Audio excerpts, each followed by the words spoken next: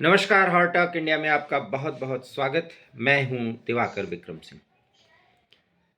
पाकिस्तान वैसे तो इस कदर कर्ज के जाल में फंस रहा है कि उससे उसको छुटकारा मिलेगा नहीं। और यकीन मानिए, इसको अनर्गल मत समझिएगा, कोई बोली ठोली का जो एक सामान्य भाषा में कहें तो उस अंदाज में कोई टिप्पणी मत समझिएगा। कटोरा लेकर के भीख मांगने के अलावा उसके पास कोई चारा नहीं है, क्योंकि आईएमएफ की एक बैठक, नई सरकार जो कि एक तरह से सिलेक्टेड पीएम है, उनकी अध्यक्षता में आईएमएफ की एक मीटिंग हुई है इस्लामाबाद में। और उसके बाद मुश्किलें पाकिस्तान की लगातार बढ़ती हुई दिख रही हैं। उस पर एक तरफ तो परंपरागत दुश्मन भारत के साथ उसकी तू तू मैं की स्थिति, और दूसरी तरफ जिस तालिबान को उसने खड़ा किया और काबुल की गद्दी पर बैठने के बाद तालिबान के समर्थन में जश्न मनाया, तालिबान की सरकार को मान्यता दिया, वही तालिबान अब पाकिस्तान पर अटैक कर रहा है। जी हाँ, टीटीपी जो तहरीके तालिबान पाकिस्तान, जिस संस्था पर रोक लगाने की मांग पाकिस्तान यूएन में कर रहा है अफगानिस्तान के खिलाफ, अर्थात जो मोर्चा अभी सिर्फ डूरन रेखा अर्थात पाक अफगान बॉर्डर पर चल रहा था, जो संघर्ष वो यूएन तक पहुंच गया और स्थिति अब यहाँ तक पहुंच गई है कि पाकिस्तान को अटैक करना पड़ा, एयर स्ट्राइक करना पड़ा। वजीरिस्तान से लगे हुए खोस्त और पख्तिया प्रांत, जो अफगानिस्तान का खोस्त और पख्तिया एरिया है, जो पाकिस्तान के वजीरिस्तान से लगता है, और सीमाएं इतनी सटी हुई हैं, डूरन लाइन ही उसमें जो है वो डिवीज़न करता है, जिसको अफगानिस्तान नहीं मानता। और ये लड़ाई तब से है जब से पाकिस्तान ने 15 लाख से अधिक शरणार्थियों पर पाकिस्तान में कोई शरण नहीं दिया जाएगा इसका फरमान जारी कर दिया, और बहुत लाखों शरणार्थी जो है वो लौट चुके हैं। तालिबान की स्थिति आपको पता ही है कि अभी उसको कोई मान्यता जो आधिकारिक तौर पर देश के स्तर पर, राजनयिक स्तर पर मान्यताएं ज़्यादा मिली नहीं है। हालांकि भारत सिर्फ मानवीय आधार पर तालिबान के साथ बेहतर संपर्क कायम कर पाया है, और इसके बड़े फायदे हैं। इस फायदे पर एक अलग से ही वीडियो में चर्चा की जाएगी, लेकिन इतना ज़रूर है कि जब खोस्त और पख्तिया इलाके में पाकिस्तान की वायुसेना ने अटैक किया तो अफगानिस्तान ने चेतावनी दे डाली पाकिस्तान को कि पाकिस्तान अब सुधर जाए, क्योंकि पाकिस्तान को लगभग साल भर से अफगानिस्तान की जो तालिबान सरकार है वो चेतावनी दे रही है, और ये कह रही कि 1971 का हस्र हो सकता है पाकिस्तान का। और अब तो चेतावनी ये दी गई है कि जो एयर स्ट्राइक अफगानिस्तान के एरिया में किया गया है उसका बहुत मुंहतोड़ जवाब दिया जाएगा अगर सब्र का बांध टूट गया। अब आप समझिए, अफगानिस्तान की तालिबान सरकार जो लड़ाई कर सकती है, क्योंकि लड़ाई करना उनकी फितरत है और इसी पर उनका वजूद है, वो तालिबान अब पाकिस्तान को चेतावनी दे रहा है। मतलब और मायने साफ हैं कि आपको पता ही होगा कि तालिबान के पास एयर स्ट्राइक करने की, जवाबी कार्रवाई करने की ताकत नहीं है, लेकिन ज़मीनी स्तर पर उनके लड़ाके बहुत महारत हासिल रखते हैं। और इसी खोस्त और पख्तिया इलाके में अगर वो पाकिस्तान की तरफ आगे बढ़े, वजीरिस्तान की तरफ, तो वहाँ सेना को बड़ी मशक्क़त करनी पड़ेगी, जो पाक की सेना है। और वैसे भी सिर्फ गीदड़ भभकियों के लिए जानी जाती है पाकिस्तान की सेना।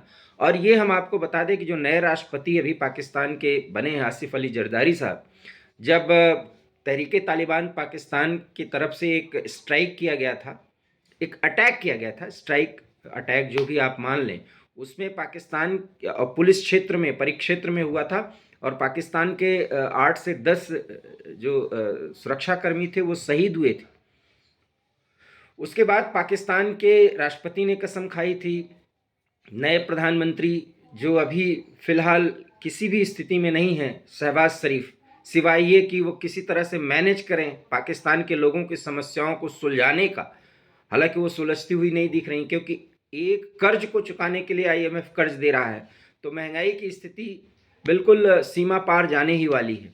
और इसी परिस्थिति में जब एयर स्ट्राइक अफगानिस्तान के ऊपर पाकिस्तान ने किया है, तो अब अफगानिस्तान भी पाकिस्तान को चुनौती दे रहा है। याद करिए, ईरान पर भी पाकिस्तान ने एयर स्ट्राइक की थी, मिसाइल अटैक किया था और उसका जवाब ईरान ने भी दिया था। तो ईरान और पाकिस्तान, ईरान, पाकिस्तान, अफगानिस्तान, ये तीनों, और खास करके अफगानिस्तान और ईरान का दृष्टिकोण पाकिस्तान के खिलाफ एक ही है, क्योंकि पाकिस्तान कहता है कि ये दोनों देश पाक विरोधी आतंकियों को शरण देते हैं, और हंसी भी आती है पाकिस्तान अगर कहे कि कोई देश आतंकियों को समर्थन देता है, क्योंकि आतंक की फैक्ट्री कौन है और कहां कहां उसकी आतंक की फैक्ट्री चल रही है, भारत इसका डोजियर सहित प्रमाण दे चुका है।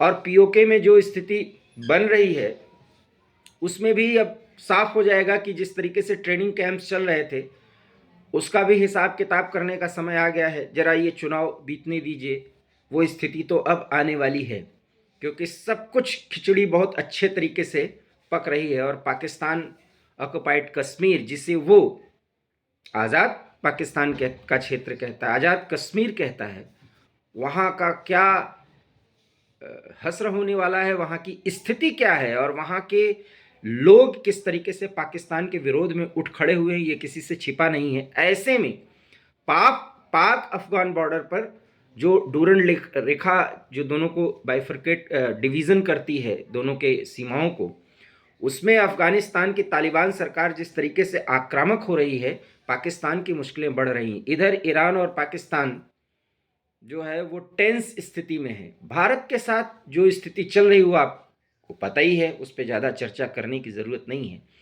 तो अब पाकिस्तान लगभग तीनों तरफ से घिर रहा है।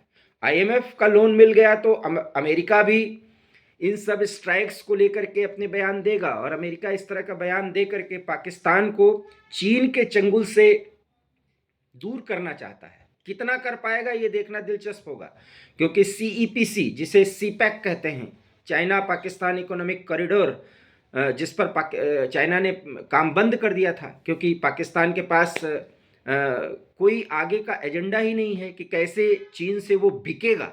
बहुत सोच समझ के मैं ये शब्द बोल रहा हूँ, क्योंकि चीन किसी देश को खरीदता है, पूरी तरह से उसकी स्वायत्तता पर प्रतिबंध लगाता है। तो ये सीईपीसी को लेकर के चीन के राष्ट्रपति शी जिनपिंग क्या आगे का बयान देते हैं। हालांकि जैसे ही शहबाज शरीफ, जो कि इलेक्टेड कम सेलेक्टेड प्राइम मिनिस्टर हैं, पाकिस्तान की आईएसआई और सेना के कहने पर, आदेश पर वो एक तरीके से प्रधानमंत्री बनाए गए हैं, तो अब बलि का बकरा किस तरह से और किस हद तक उनको बनाया जाएगा ये भी देखना दिलचस्प होगा। और उसमें ये कहते हैं ना कि कोढ़ में खाज, माफ़ करिएगा मुझे इन मुहावरों का उपयोग करना पड़ा, लेकिन करना है इसलिए क्योंकि एक तो वैसे ही भूखा नंगा देश, और ऊपर से कई ऐसे और वो भी खास करके इस्लाम को मानने वाले देश, इस्लामिक कंट्रीज़ हैं। ईरान तो सिया बहुल है, अफगानिस्तान में तो तालिबान को इस्टेब्लिश करने में बहुत मशक्क़त की थी पाकिस्तान ने, लेकिन अब अफगानिस्तान से ही दुश्मनी बढ़ रही है और ईरान से, और इन दोनों की दोस्ती भारत से किस तरह बढ़ रही है इस पर हम आपसे बाद में चर्चा करेंगे, और उसका फ़ायदा भारत को क्या मिलेगा ये भी आप देखिएगा। क्योंकि जिस तरीके से चाबहार पोर्ट के ज़रिए अफगानिस्तान, ईरान और भारत की तिकड़ी एक मजबूत साझेदार के रूप में सामने आ गई है, पाकिस्तान की मुश्किलें और बढ़ने वाली हैं। चीन की और पाकिस्तान की गलवहियाँ आगे बढ़ेंगी तो मुश्किलें और बढ़ेंगी, और ऐसे में आईएमएफ पाकिस्तान पर जिस तरीके से कब्जा करने की कोशिश कर रहा है तो अमेरिका का वर्चस्व बढ़ेगा, क्योंकि आईएमएफ मतलब है कि अमेरिका की हिस्सेदारी ज़्यादा होने के कारण अमेरिका का उसमें वर्चस्व है। तो चीन को दूर करना पाकिस्तान से, अपने आप के अपनी हेकड़ी को पाकिस्तान पर जमाना, ये सब पाकिस्तान की कोशिशें हैं। और ऐसे में अफ़गानिस्तान पर पाकिस्तान का एयर स्ट्राइक और अफ़गानिस्तान के तालिबान प्रवक्ता जबीउल्लाह मुजाहिद की तरफ से ये बयान कि पाकिस्तान संभल जाए, सुधर जाए, अन्यथा उसको बहुत बुरा परिणाम झेलना पड़ेगा, मतलब और मायने साफ हैं कि अभी तक तो वो इंडिया अर्थात भारत को कश्मीर नीति पर घेर रहा था, धमकियां दे रहा था। अब ईरान और पाकिस्तान, माफ़ करिएगा, ईरान और अफ़गानिस्तान किस तरीके से उसके लिए मुश्किलें खड़ी कर रहे हैं, ये तो इस्लामाबाद सरकार अच्छी तरह से संभल और समझ चुकी है, लेकिन कब तक संभलेगी और कब तक समझेगी ये देखना बेहद दिलचस्प होगा। और तब तक हो सकता है पाकिस्तान के सामने एक बड़ी चुनौती अफ़गानिस्तान ही न पेश कर दे, और तब भारत के सामने मैदान खुला होगा। कैसे खुलेगा वो मैदान, आगे के किसी वीडियो में हम आपसे ज़रूर चर्चा करेंगे। लेकिन फ़िलहाल खबर इतना है कि अफ़गानिस्तान ने चेतावनी दे दी है कि एक बड़े हमले के लिए अब पाकिस्तान तैयार रहे, क्योंकि सब्र का बांध अफ़गानिस्तान अर्थात तालिबान सरकार का टूट चुका है। फ़िलहाल हार्ट टॉक इंडिया में इतना ही। देश और दुनिया की तमाम बड़ी खबरों के लिए आप देखते रहिए हार्ट टॉक इंडिया, और प्लीज़ इस वीडियो को लाइक करिए, इसे शेयर करिए, और अनुरोध आपसे कि हमारे चैनल हार्ट टॉक इंडिया को सब्सक्राइब करिए। बहुत बहुत धन्यवाद। नमस्कार।